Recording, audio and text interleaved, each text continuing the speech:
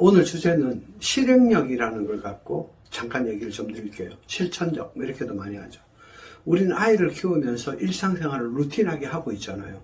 그러니까 우리의 루틴을 한번 점검해 볼 필요가 있습니다.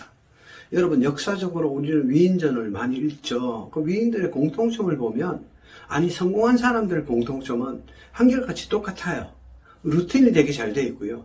실천력이 정말 강하죠. 그냥 삶이 무조건 편안하기만 하지 않습니다. 엄청난 갈등들이 오고요. 역경도 많이 만납니다.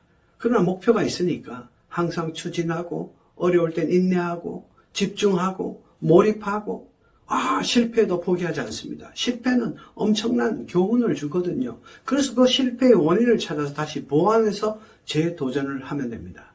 마침내 성공을 경험하죠. 성취를 합니다.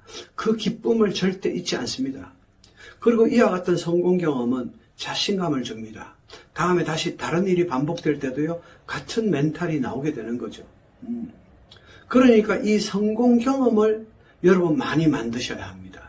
성공 경험이 반복되면 반복될수록 자신감은 점점 강화되고, 그 높은 자신감, 강화된 자신감은 결국 그 사람의 높은 자존감으로 연결됩니다. 우리가 아이를 키우면서 우리는 자존감이 높은 아이로 키우고 싶다는 생각을 정말 많이 하고 계시죠? 그러면 이 아이한테 그와 같은 성공 경험의 환경이 만들어지고 제공되어야 합니다. 어린 아기 같으면 이 아이의 환경은 도대체 무엇일까요? 집입니까? 집도 환경의 일부라고 볼 수 있죠.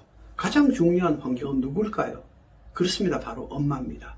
엄마가 아이랑 어떻게 상호작용을 하느냐, 아이의 눈에 엄마의 어떤 행동, 어떤 말투, 어떤 폼이 보이느냐, 모든 것은, 아이의 모든 자존감은 사실상 엄마, 아빠로부터 옵니다. 가끔씩 만나는 할아버지, 할머니도 마찬가지죠. 그러면 내 아이가 정말 자존감이 높은 아이로 자랄 것인지 아닌지는 여러분이 이미 예측할 수 있습니다. 어떻게 해요? 지금 지난 일주일 동안 여러분의 아이가 만난 사람들을 모두 종이에 적어보십시오. 그들이 여러분들과 만날 때 얼마나 자존감 높고 세련되고 인텔리전트한 행동과 대화를 내 아이랑 나누었는지를 확인하고 나면 내 아이의 자존감은 이미 그 답이 드러나게 됩니다. 그래서 환경은 여러분이 주도적으로 환경을 좋게 만들려고 노력을 해야 합니다. 설계를 해야 되는 거죠. 새로운 선택을 해야 합니다. 여러분 스스로 변화를 하도록 노력하셔야 합니다.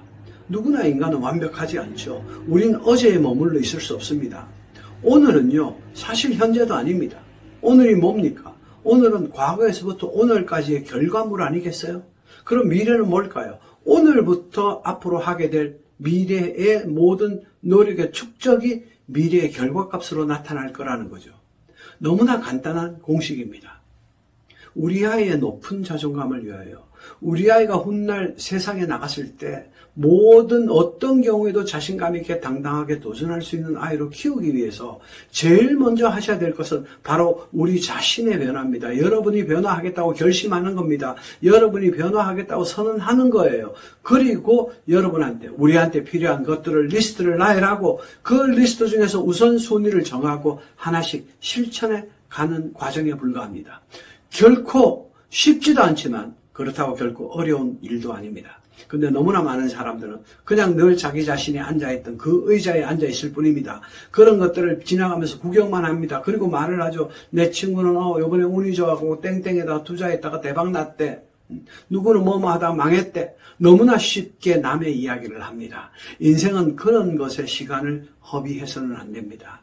그런 것들은 제거하세요. 여러분의 삶에 큰 도움이 되지 않습니다. 중요한 것은 내 인생의 목표를 정하고 그 목표에 내가 가기 위해서 내가 오늘 해야 할 일을 정확하게 실천하고 있으면 여러분도 모르는 사이에 우리 모두는 우리가 원했던 그 자리 부근에 이미 와 앉아 있을 것입니다.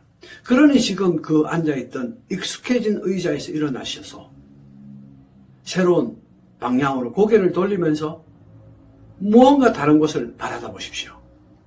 우리는 늘 익숙해진 환경으로부터 고개를 돌리는 용기가 없다면 결코 새로운 세상을 만날 수 없습니다. 세상은 우리한테 다가오지 않습니다. 우리가 새로운 세상을 찾아서 나가야 합니다.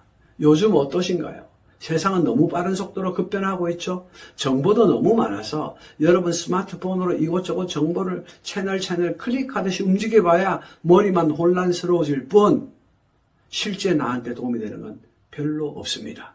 그러니 차분하게 가라앉히시고 훗날의 디지털 세상에서 디지털의 노예가 아닌 디지털을 리드하는 리더가 되기 위해서 오히려 지금은 아날로그의 시대로 돌아가서 시간을 만들어내고 여유를 만들어내고 뭔가 미래의 목표를 짜고 나 자신을 업그레이드 시키기 위한 엄마 공부에 집중하십시오.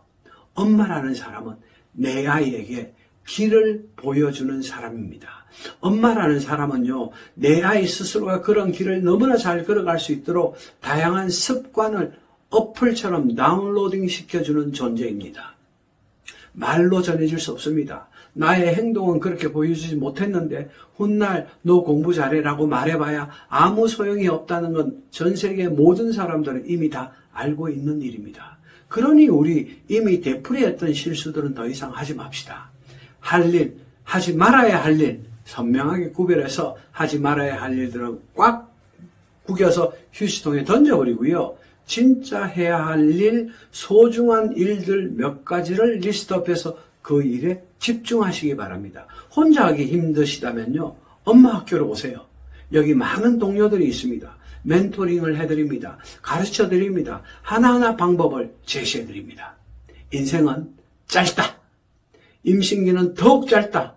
육아기간도 짧다. 그래서 우리는 이 소중한 시간을 가장 소중하게 보내는 방법에 빨리 익숙해져야 합니다.